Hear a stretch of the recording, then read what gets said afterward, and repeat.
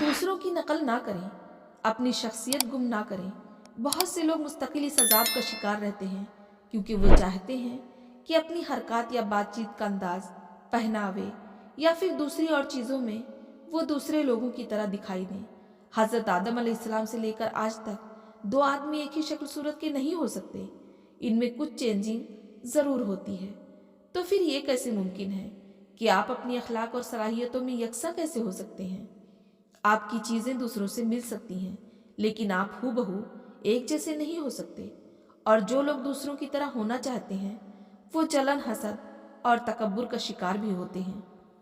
आप यकीन करें, जब आप किसी की नकल करते हैं तो उस जैसे बनने की चाह में आप वो भी नहीं रहते जो आप हैं। और हम नकल भी इसी वजह से करते हैं क्योंकि हमें खुद पर कॉन्फिडेंस ही नहीं रहता, हमें दूसरे ही ज़्यादा अच्छे लगते हैं, इसीलिए हम दूसरों जैसा बनना चाहते हैं। और एक बात मैं आप लोगों को ये भी बता दूं कि जब हम किसी की तरह नकल कर रहे होते हैं तो हम सिर्फ उसकी ऊपरी सतह को देख रहे होते हैं, अंदर से वो क्या है हमें भी नहीं पता होता है। और जब हम किसी की नकल करते हैं तो हम अपने अंदर की खूबियों को मार रहे होते हैं। कभी कोई फूल किसी दूसरी फूल की तरह बनना चाहेगा? आपको किसी तरह बनने की कोई ज़रूरत नहीं है।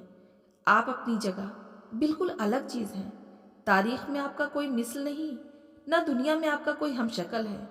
अपने किरदार की खूबसूरती के हिसाब से चलिए, अपने वजूद की नफ़ी मत करिए। आपका अपना रंग है, आपका अपना अलग ही मज़ा है और इसी से लोग आपको जानेंगे। आपको अपनी आवाज़, लहजा और चाल ढाल में तब्दीली की कोई ज़रूरत नहीं। लोग आपको नमकीन पसंद करते हैं तो मीठा क्यों बने? आपकी कदर कीमत तो नमकीन में है। आप खुद में एक नायाब मोती हैं, बस अपने खोल से बाहर निकलना है। तो आप सोना क्यों बनना चाहते हैं? अपने खोल से बाहर निकलिए, दुनिया आपका इंतज़ार कर रही है।